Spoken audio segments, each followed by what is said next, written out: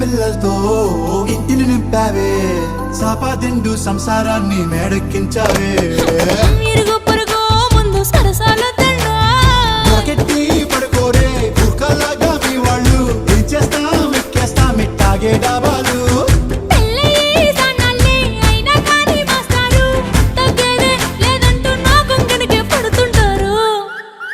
హే గోదారి గట్టు మీద రామసలకావే